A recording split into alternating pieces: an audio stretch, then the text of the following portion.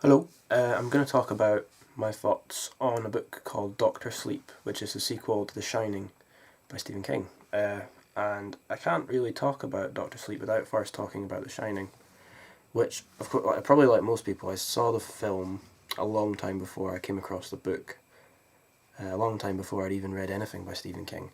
And I've not actually read the physical copy of The Shining. I got an audiobook.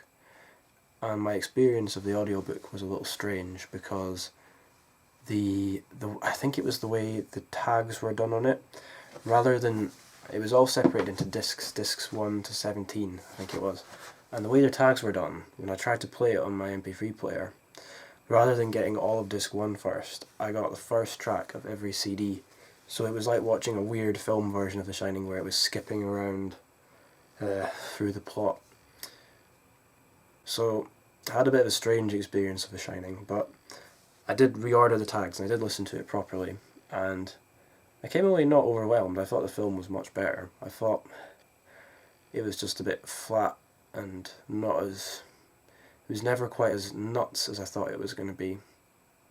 Maybe I had too high expectations, but I went into reading Doctor Sleep with, I don't know, some kind of expectation. I thought it would be creepy. With a name like Doctor Sleep, it sounds quite terrifying. And the way that Stephen King talked about it, because I watched a few of his videos where he would talk about how he'd been fascinated by the idea of a sequel to The Shining, and I thought, sounds interesting. So I thought, before I read the blurb, I thought Doctor Sleep would be the villain in this story, but he's actually Dan, the little boy from The Shining who's grown up. And probably the most affecting part of this book is right at the start, where we see a glimpse of Dan as a grown man who's basically inherited his dad's alcoholism.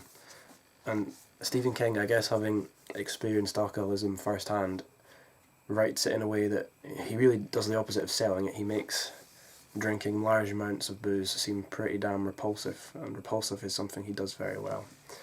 I just got done, when I read this, listening to an audiobook of The Wolves of the Calla, which is a chapter where a priest called, Father Callahan, does this massive story of his experiences of alcoholism.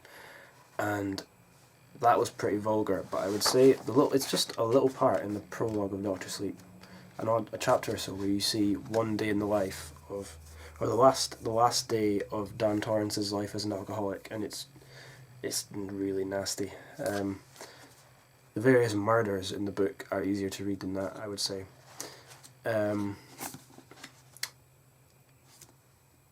So, as a sequel, other things about this book, I would say it doesn't follow on very directly at all from The Shining. It's not a continuation of the story of the Overlook, although, without spoiling anything, the book does go back there for a good reason.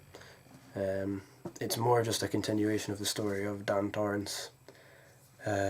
His mother is already dead by the time the book starts, and his friend Dick Hallorann, that's the chef, the black guy, basically, who you'll know if you've read the book or seen the film of The Shining, he features in a really quite clever way that I won't spoil. So the ghosts of the past do play a part in this book, but you shouldn't go in thinking that this is going to be The Shining 2, where the ghosts of The Shining come back to get Dan Torrance. It's quite a separate story. So to create that story, Stephen King does two big things. He adds in this girl called Abra Stone, who has a really strong shining, and the relationship that Dan Torrance ends up having with Abra is kind of like the relationship he had with Dick Hallorann in The Shining. I don't think he teases out the kind of teacher-pupil thing as much as he could have, but it's still interesting. And the other thing, aside from Abra, that Stephen King adds in, is the villains of the story, who are standalone new thing in the world of Stephen King, and they're called the True Knot, and they're better in the book than I think the blurb sells them, because it says on the blurb, I'll read it, I'll show you first. That bit at the bottom is about the True Knot, I'll read it. They may look harmless, old, and devoted to their recreational vehicles, RVs, but the True Knot live off the steam that children like Abra produce. So he makes them sound quite creepy there, old, slow, cutesy, but what the blurb doesn't tell you is that a couple of this group of a couple of this group of villains are kind of younger to middle-aged, and it's these younger to middle-aged villains that are the leaders of the True Knot. And there's two characters who were really realised quite well, and were, as well as being monstrous, were very kind of human and sympathetic. There was so there's the leader, who's called Rosie the Hat, who you can just imagine being played in the film version by what's her face, the English woman who's in loads of Tim Burton films, whose name I forget, and I'm going to have to add in it as a little caption in this video. So her, and then she's got a spouse who's kind of like the deputy, and he's called Crow. I don't remember his full name, but they've all got kind of like nickname names, and his is Crow, and he's right up until his part in the story comes to the end. Even in all the terrible things he was really likeable. Even though he doesn't have a massive role to play, Stephen King realised at least those two baddies really well. It read a lot like other Stephen King things I'd read. It read like what's it called? Firestarter. It was a lot like Firestarter. And I'm sure I've not read Carrie, but I'm sure it's a lot like Carrie. I think the Abra character is probably channeling that same thing you see in a lot of Stephen King books, where there's this kind of younger daughter figure who's, if you've read On Writing, you'll know the younger daughter figure is important in Stephen King's career, because Carrie was the first book he wrote, and he wrote about it drawing inspiration from the existence of his own daughter, who was his first child. So I'm sure a lot of the affection you see going on between Abra and both her parents and Dan Torrance is probably, Stephen King probably drew that from his own relationship with his family, although I'm sure his daughter is much older than 10 or 12 or however old Abra is in this book.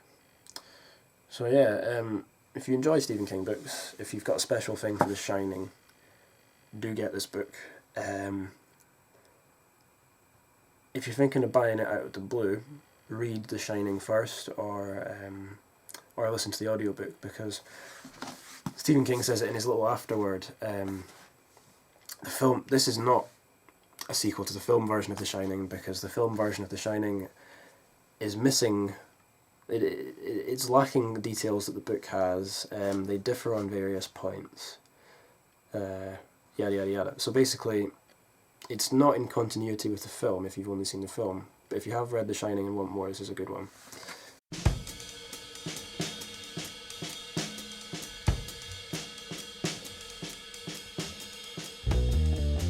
So if you're interested in the things I've said, check out my other videos, and do have a look at my Tumblr page, because there's links there to the a collection of short stories and the novella that I've written. So if you want to peek into my world and read some full-length things that I've written, it's all out there on the link in the description of this video. So bye for now.